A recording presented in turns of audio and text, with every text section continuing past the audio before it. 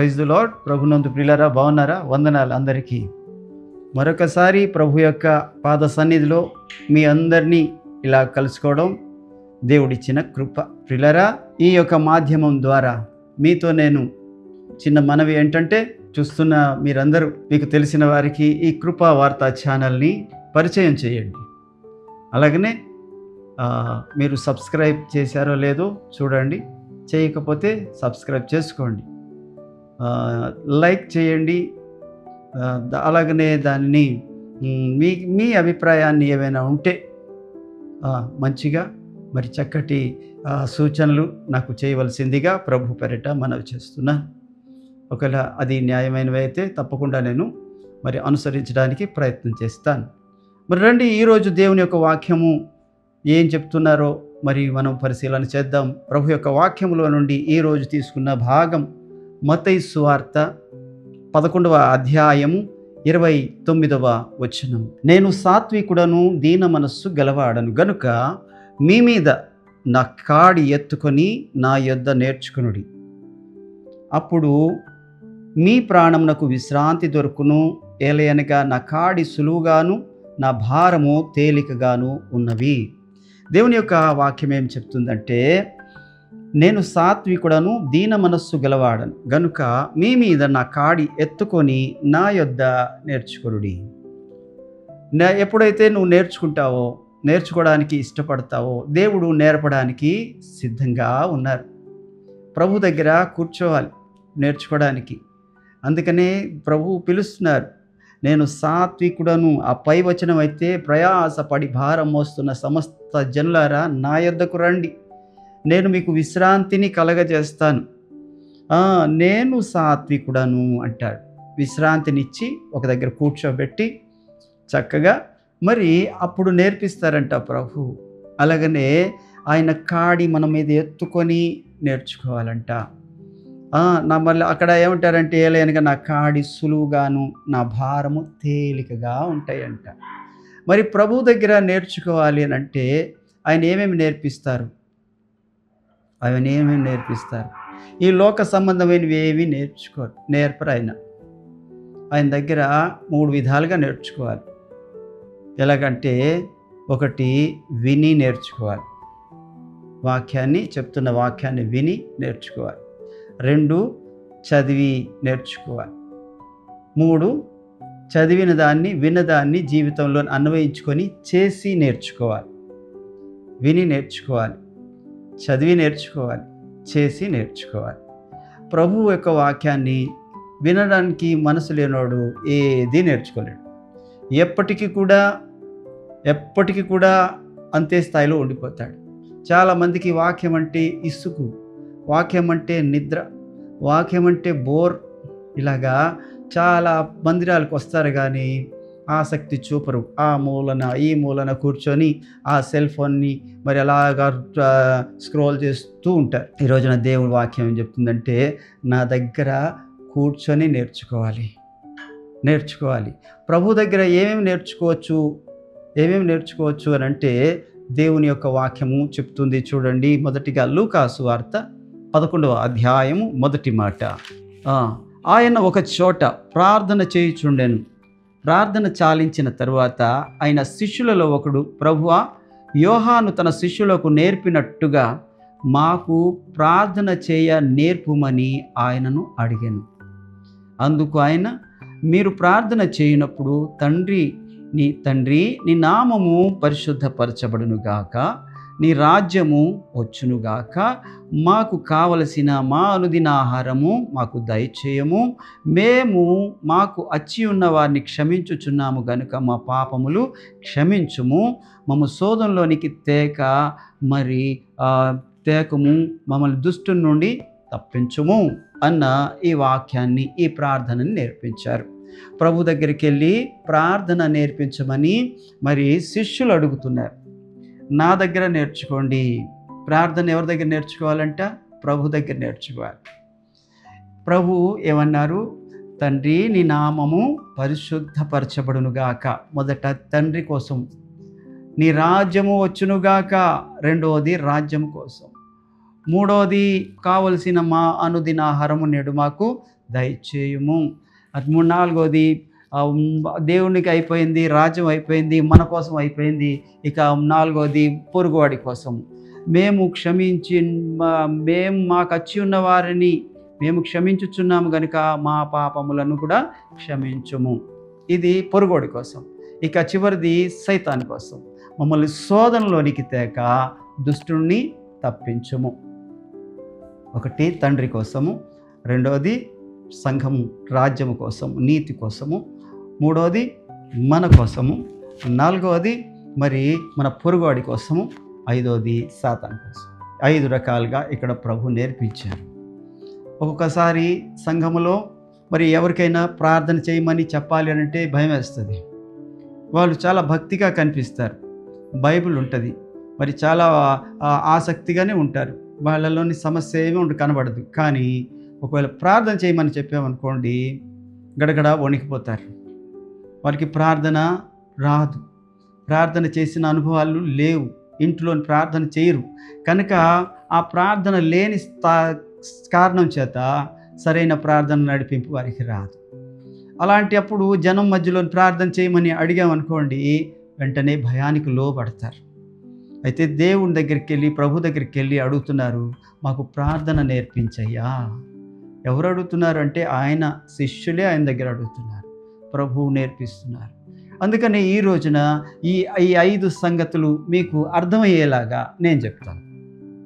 అర్థం అంటే చూడండి, ఈ 5 సంగతులు, ఈ 5 ఇది ఇలాగ చూపించామనుకోండి, ఇది పైకి చూపిస్తుంది, పైకి చూపిస్తుంది. ఇక ఏ వేలు ఇలా పైకి చూపించాం, కానీ మనం ఎప్పుడైనా పైకి చూపించాలంటే ఈ వేలునే వాడతాం, థమ్సప్.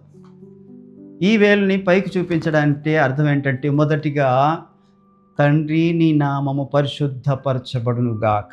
ఈ వేలును గుర్తుపెట్టుకోండి. ఎప్పుడైనా ప్రార్థన చేసినప్పుడు, ఒకవేళ ప్రార్థన రాని వారి కోసం చెప్తున్నాను, ప్రార్థన చేసినప్పుడు ఎప్పుడైతే తండ్రి వైపు చూపిస్తుందో ఈ వేలు, తండ్రిని ఆరాధించండి. ప్రార్థన చేయడం మొదలుతోనే దేవుని దగ్గర లిస్ట్ ఏది పెట్టొద్దు. నాకు అది కావాలి, నాకు ఇది కావాలి, నాకు అలా కావాలి, నాకు ఇలా కావాలి, ఇదంతా వద్దు. అవన్నీ పక్కన పెట్టి మొదటిగా తండ్రిని ఘనపరచండి, ఆయన గొప్పతనాన్ని ఘనపరచండి, ఆయన మహిమను కొనియాడండి. ఆయనను ఎంతగా మీరు హెచ్చించగలిగితే అంతసేపు ఆ ప్రార్థనలో తండ్రి కోసం ప్రార్థన చేయండి. రెండోది అక్కడ కనబడుతుంది, ఎదుటి పాయింట్ ఫింగర్ ఎదుటివాడిని చూపించేది. నీ పొరుగు వాడిని వేలెత్తి తిరస్కరించొద్దని వాక్యంలో రాయబడింది. అంటే వేలుపెట్టి తిరస్కరించేది ఈ వేలు అన్నమాట. అనగా ఈ వేలుతో నువ్వు ఎదుటివారిని తిరస్కరిస్తావు కదా, అంటే పొరుగువాడు అని అర్థం. అయితే దేవుడు ఏమంటాడంటే, ఈ వేలుతో నీ పొరుగువాడి కోసం ప్రార్థన చేయి. ఇగో ఇక్కడ కూడా అదే మాట, మేము క్షమించి ఉన్న ప్రకారము మా పాపములు క్షమించు. నీ పొరుగువాడి కోసం ప్రార్థన చేయి, నీ పొరుగువాడిని క్షమించు, నీ పొరుగువారి క్షేమం కోసం ప్రార్థన చేయి, నీ పొరుగువాడు బాగుండాలని ప్రార్థన చేయి, నీ శత్రువు బాగుండాలని ప్రార్థన చేయి. ఇక మూడవది పెద్ద వేలు కదా, పెద్దలు అన్నమాట. లోకంలో పెద్దలు ఎవరైతే ఉన్నారో, అనగా నువ్వున్న ఏ దేశం అయితే ఆ దేశంలో మంత్రులు ఉంటారు, రాజకీయ నాయకులు ఉంటారు, అధికారులు ఉంటారు, రాజులు ఉంటారు కొన్ని దేశాల్లో.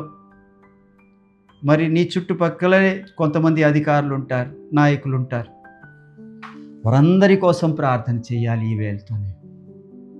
ఈ వేలు దేనికి సూచిస్తుందంటే పెద్దల కోసం. చూడండి, తిమోతి పత్రిక 2వ అధ్యాయం 1వ మాట, మనము సంపూర్ణ భక్తియు మాన్యతయు కలిగి నెమ్మదిగాను సుఖముగాను బ్రతుకు నిమిత్తము అన్నిటికంటే ముఖ్యముగా మనుషులందరి కొరకు, రాజుల కొరకు, అధికారుల కొరకు విజ్ఞాపనములు, ప్రార్థనలు, యాచనలు, కృతజ్ఞతాస్తుతులు చేయవలనని హెచ్చరించుచున్నాను. ఇది మంచిది. అర్థమవుతుందండి? అక్కడ దేవుని యొక్క సన్నిధిలోని ప్రార్థన దేనికోసం చేయాలి అని అంటే, ప్రార్థన నేర్పించమంటే ప్రభు నేర్పిస్తున్నారు. ఏమనంటే, ఒకటి దేవుని ఆరాధించాలి, రెండోది నీ పొరుగువాడి కోసం ప్రార్థన చేయాలి, మూడోది నీ దేశంలో, ఈ లోకంలో నువ్వు ఏ దేశంలో ఉంటే ఆ దేశం యొక్క అధికారుల కోసము, నాయకుల కోసము, రాజుల కోసము, ఉన్నతమైన స్థానాల్లో ఉన్న వారి కోసము ప్రార్థన చేయాలి. ఎందుకంటే వాళ్ళు బాగా పరిపాలన చేస్తేనే మనము ఇక్కడ బాగుంటాం. వారు లంచగొండులుగా ఉంటే, వారు అన్యాయస్తులుగా ఉంటే, వారు ఆ స్థానంలోని మరి సరైన బాధ్యత కలిగి లేకుంటే మన జీవితాలు బాగుండవు. అందుకనే వాళ్ళకి మంచి బుద్ధి దయచేయాలని, వాళ్ళకి బట్టి దేశం బాగుండాలని ప్రార్థన చేయాలి. అలాగా చేసినప్పుడు వాళ్ళకి దేవుడు జ్ఞానాన్ని ఇస్తాడు, మంచి బుద్ధిని ఇస్తాడు. ఇక మూడవది, నాలుగవది, ఇగో ఈ యొక్క ఉంగరం వేళ్ళంట, రింగ్ ఫింగర్. ఉంగరం దేనికి తొడుగుతారు అనంటే వివాహం జరిగినప్పుడు ఈ వేలికి ఉంగరం తొడుగుతారు. అనగా నీ కుటుంబము, నీ భార్య, నీ పిల్లలు, మీ తల్లిదండ్రి, మీ అన్నదమ్ములు, మీ అక్క చెల్లెళ్ళు, మీ బంధువర్గము, మరి ఎవరైతే ఉన్నారో వారందరి కోసం ప్రార్థన చేయి. ఎప్పుడైతే వాటందరి కోసం ప్రార్థన చేయడం ప్రారంభిస్తావో అబ్బా చాలా సమయం వెళ్ళిపోతుంది. అలాగనే ఈ రక్త సంబంధము నీ కుటుంబంలోనే కాదు, సంఘంలోని కూడా ఉంటుంది. ఆ సంఘంలో ఉన్న రక్త సంబంధం ఏంటంటే శిలువ రక్త సంబంధం. సంఘంలోని కూడా నీకు తల్లిదండ్రి ఉంటారు, సంఘంలోని కూడా సహోదరులు ఉంటారు, సహోదరీలు ఉంటారు, సంఘంలోని కూడా నీకు పొరుగు వారు ఉంటారు. అక్కడ వారు ఎవరైతే నిన్ను ప్రార్థన చేయమని కోరారో, ఎవరైతే నీకు ప్రార్థన రిక్వెస్ట్, బ్రదర్ మా కోసం ప్రార్థన చేయండి, మా పరిస్థితి ఇలాగుంది, మా జీవితంలో ఈ సమస్యలు ఎదుర్కొంటున్నాం, దయచేసి మా కోసం ప్రార్థన చేయండి, ఇదిగో నా జీవితంలో అప్పులు ఉన్నాయి, ఇదిగో నా జీవితంలోని మరి అనుకోని సమస్యల్లోని ఇరుక్కున్నాను, ఇదిగో నా యొక్క శరీరంలోని బలహీనతలు ఉన్నాయి, నాకు వ్యాధి ఉంది, లేకపోతే నా కుటుంబస్తులకి ఈ యొక్క అవసరాలు ఉన్నాయి అని ఏదో ఒక సమస్య మీకు చెప్పుకుంటారు. నువ్వు ప్రార్థన పరుడు అని తెలిస్తే వాళ్ళ కోసం ప్రార్థన చేయి. చివరిగా ఇదిగో ఈ బలహీనమైన వేలు, బలహీనుల కోసం ప్రార్థన చేయి. హాస్పిటల్స్లో ఉన్నారు, మరి రోడ్ల పక్కన పడి ఉన్నారు, దీనులు ఉన్నారు, మరి రకరకాలుగా పరిస్థితుల్లోని కొట్టబడుతున్న వారు ఉన్నారు. వాళ్ళందరినీ నువ్వు జ్ఞాపకం చేసుకుని ప్రార్థన చేస్తే, వాళ్ళందరి కోసం నిమిత్తము దేవుని దగ్గర నువ్వు మొర్ర పెడితే ఆ ప్రార్థన దేవునికి ఇంపగా ఉంటుంది, చాలా ఇష్టంగా ఉంటుంది. ఇందులోని నీ కోసం నువ్వు అడిగింది ఏమీ లేదు, గుర్తుపెట్టుకో. ఈ 5 వేళల్లోని ఒకటి దేవుని కోసం అడిగావు, నీ పొరుగువాడి కోసం అడిగావు, రాజుల కోసం, అధికారుల కోసం అడిగావు, ఇదిగో నీ యొక్క సంఘము కోసము, నీ కుటుంబం కోసం అడిగావు, తర్వాత లోకంలో నీ బలహీనుల కోసం అడిగావు. వాళ్ళందరి కోసం ప్రార్థన చేస్తే అబ్బా గంటల కొద్ది ప్రార్థన ఊరకనే అలా వెళ్తూ ఉంటుంది. అక్కడ చాలాసేపు కన్నీళ్లతో వెళ్ళిపోతుంది. వాళ్ళు నీ మనసులోని రాగాన్ని, నీ తలంపుల్లో రాగాన్ని, నీ ఊహల్లోకి రాగాన్ని వాళ్ళ నిమిత్తం నీ కళ్ళు వర్షిస్తూ ఉంటాయి. అలాంటి ప్రార్థన ఒకరి తర్వాత ఒకరు. ఇక చివరిగా నువ్వు సాతాన్ని జయించడం ఇక తేలికే. ఇలాంటి ప్రార్థన పరుడు జోలికి అస్సలు సాతాను రాడు వాడు. అందుకనే నాకు ప్రార్థన నేర్పించయ్యా అని ప్రభు దగ్గరికి వస్తే ప్రభు నేర్పిస్తున్నారు. తండ్రి నీ నామం పరిశుద్ధపరచబడును గాక, నీ రాజ్యం మాకొచ్చును గాక, నీ చిత్తం పరలోకమందు నెరవేరుతూ ఉన్నట్లు భూలోకమందును నెరవేరును గాక. నేడు మాకు కావలసిన మానుదిన ఆహారం మాకు దయచేయము. మేము మా ఎడల అపరాధములు చేయవాన్ని క్షమించులాగిన మా అపరాధములు క్షమించు. మమ్మల్ని శోధనలోనికి తేక దుష్టు నుండి తప్పించుము అని మరి ప్రార్థన నేర్పిస్తున్నారు. అందుకని నా యొద్ద నేర్చుకోండి అంటున్నాడు ప్రభు. ఒకటి ప్రార్థన నేర్పిస్తున్నారు. రెండవది చూడండి దేవుని యొక్క వాక్యంలోని ఏం చెప్తున్నారు అంటే 143వ కీర్తన 10వ చరణం. నీవే నా దేవుడవు, నీ చిత్తానుసారంగా ప్రవర్తించుటకు నాకు నేర్పుము. దయగలిగిన నీ ఆత్మ సమభూమి గల ప్రదేశమందు నన్ను నడిపించును గాక. ఇక్కడ దేవుని యొక్క వాక్యంలోని మరి ఆ వాక్యం చూసినట్లయితే ఏం నేర్పించమంటున్నాడంటే భక్తుడు, నీవే నా దేవుడవు, నీ చిత్తానుసారంగా ప్రవర్తించుటకు నాకు నేర్పించుము. మన ఇష్టానుసారంగా కాదు. చాలామంది ఏంటంటే నా ఇష్టం అంటారు ప్రతిదానికి. నా ఇష్టం కాదు. ప్రభు కూడా ప్రార్థన చేసినప్పుడు, తండ్రి నీ చిత్తమైతే ఈ గిన్నె నా యొద్ద నుండి తొలగించుము, నా ఇష్టము కాదు తండ్రి, నీ చిత్తమే నెరవేరును గాక అని ప్రార్థన చేశారు. అందుకనే ఇక్కడ భక్తుడు అంటాడు, నీ చిత్తానుసారంగా ప్రవర్తించుటకు నాకు నేర్పించుము. ఇక మన ఇష్టం లేదు. ఎందుకు అనంటే అపోస్తుడైన పౌలు అంటాడు గలతీ పత్రికలో, నేను క్రీస్తుతో కూడా సిలువ వేయబడి ఉన్నాను, ఇక జీవించువాడను నేను కాదు, నా యందు క్రీస్తే జీవించుచున్నాడు. ఇదిగో ఆయన నన్ను ప్రేమించిన ఈ జీవితము నేను ప్రభు కోసమే జీవిస్తాను అంటాడు అక్కడ ఆయన గలతీ పత్రిక 2:20లో. అందుకని ఈ యొక్క వాక్యంలో ఏం చెప్తుందంటే, ఆయన చిత్తానుసారంగా, మన ఇష్టానుసారంగా కాదండి, అది నేర్పించమంటున్నాడు. అది నేర్పించేది ఎవరో తెలుసా? అక్కడే రాయబడింది, దయగల నీ ఆత్మ. ఎవరు నేర్పిస్తారు? పరిశుద్ధాత్మ దేవుడు నేర్పిస్తాడు. ఆయన మనల్ని సమభూమి గల ప్రదేశమందు మనల్ని నడిపిస్తాడు. అటు సమభూమి గల ప్రదేశం అన్న మాటకి అర్థం ఏంటంటే, అటు ఉన్నత స్థానంలో ఉన్నా సరే, లోయల్లో కష్టాల్లో దిగిపోయినా సరే, మంచి సుఖంలో ఉన్నా సరే, మరి ఇబ్బందులు ఇరుకుల్లో ఉన్నా సరే, ఒకేలాగా ఉండడానికి నేర్పిస్తాడంట ప్రభు. అందుకనే అపోస్తుడైన పౌలు అంటాడు, నేను చక్కగా ఉండడం నాకు తెలుసు, కష్టాలు ఓర్చుకోవడం నాకు తెలుసు, అన్ని స్థితుల్లో కూడా తృప్తిగా ఉండడం నాకు తెలుసు అంటాడు ఆయన. అనగా ఆ తృప్తి ఎక్కడి నుంచి వచ్చింది, ఎలాగొచ్చింది అని అంటే, పరిశుద్ధాత్మ దేవుని నడిపింపు. పరిశుద్ధాత్మ దేవుడు నీలో ఉండి నడిపిస్తే, నీలో ఉండి నేర్పిస్తే మనం నేర్చుకుంటాం. మన సొంత ప్రయత్నాల వల్ల నేర్చుకోవడం కుదరదు, ప్రభు నేర్పించాలి. ప్రభు ఇదిగో దేవుని యొక్క వాక్యం చెప్తుంది, నీ చిత్తానుసారంగా ప్రవర్తించుటకు నాకు నేర్పించు. ఇంకా ఏమి నేర్పించమన్నారు అని అంటే, 119వ కీర్తన 33వ చరణం చూద్దాం. యెహోవా నీ కట్టడలను అనుసరించుటకు నాకు నేర్పుము, అప్పుడు నేను కడమట్టుకు వాటిని గైకొందును. ఇప్పుడు దేవుని యొక్క వాక్యం చెప్తుంది, నీ కట్టడలను అనుసరించుటకు నాకు నేర్పుము. మూడవది ఏంటి? ఒకటి, ప్రార్థన నేర్పించు ప్రభువా. రెండవది, నీ చిత్తానుసారంగా ప్రవర్తించుటకు నేర్పించు ప్రభువా.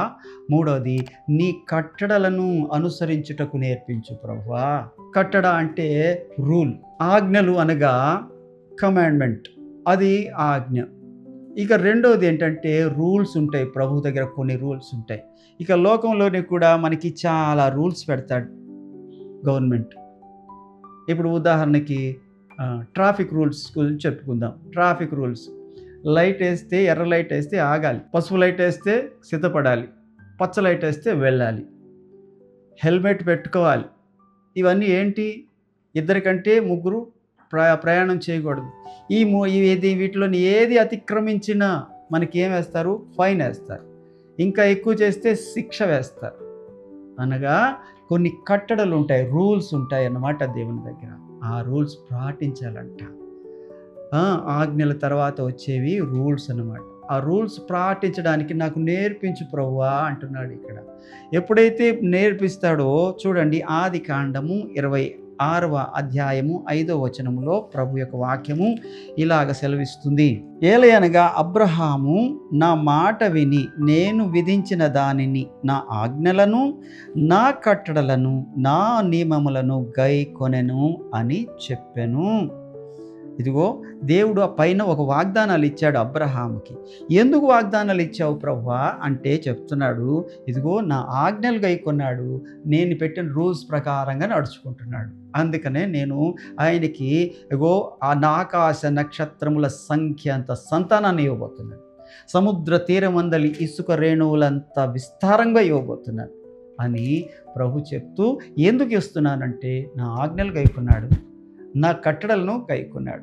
మరొక మాట చూడండి దేవుని యొక్క లేఖనాల్లో, నిర్గమకాండం 15వ అధ్యాయం 26వ వచనం. నీ దేవుడైన యెహోవా వాక్కు శ్రద్ధగా విని ఆయన దృష్టికి న్యాయమైనది చేసి ఆయన ఆజ్ఞలకును విధేయులైన ఎడల, ఆయన కట్టడలన్నిటినీ అనుసరించి నడిచిన ఎడట, నేను ఐగుప్తీలకు కలగజేసిన రోగములలో ఏది నీకు రాని, నిన్ను స్వస్థపరచు యెహోవాను నేనే అని దేవుని యొక్క వాక్యం. ఆయన రూల్స్ పాటించినప్పుడు లోకస్తులకు వచ్చిన శ్రమ, శోధన, రోగం ఏది నీకు రానియకుండా చూసుకుంటానని దేవుడు వాగ్దానం చేస్తున్నాడు. ఆయన కట్టడలను అనుసరిస్తే చాలా లాభాలు ఉన్నాయి. ఊరికనే ఉదాహరణకి ఒక 2, 3 మీకు చూపిస్తున్నాను అంతే.